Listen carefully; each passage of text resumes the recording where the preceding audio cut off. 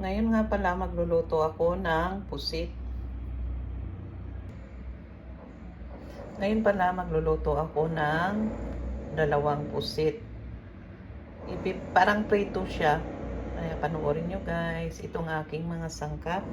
Ay, nahalo ko na kasi yung oyster sauce, kamatis, sibuyas. At saka konting asin.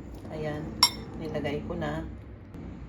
At nag-slice din pala ako ng egg. Dalawang egg yan. Tapos parang medyo mabawasan yung langsa.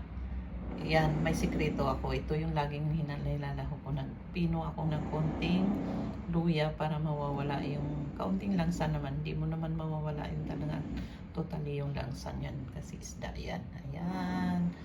Kaya panoorin niyo yung aking sa next step ko kung anong sunod kong gagawin.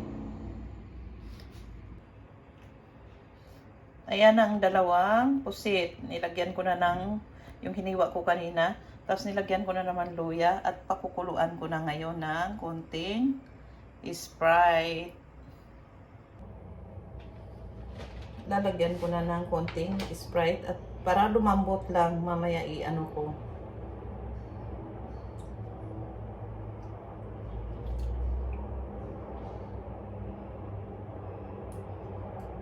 Para masarap siya.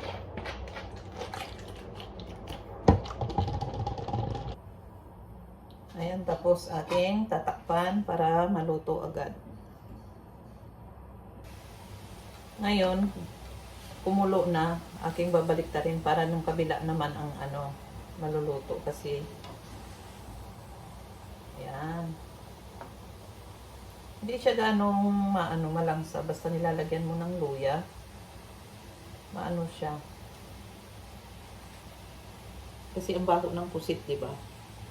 Ngayon, pag nilagyan mo siya ng luya, hindi siya ganun katapang ang amoy. Ayan. Kumukulo na.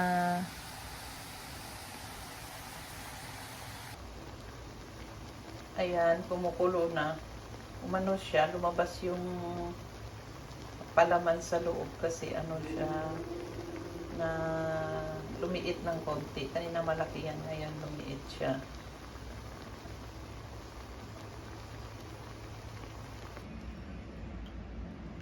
Ito na ang tapos ko na naluto yung aking niluluto. Medyo na siya lumabas kasi lumiit yung pusit. Lumabas yung palaman pero okay lang, masarap na yan. Thank you for watching. Hanggang sa susunod na video natin.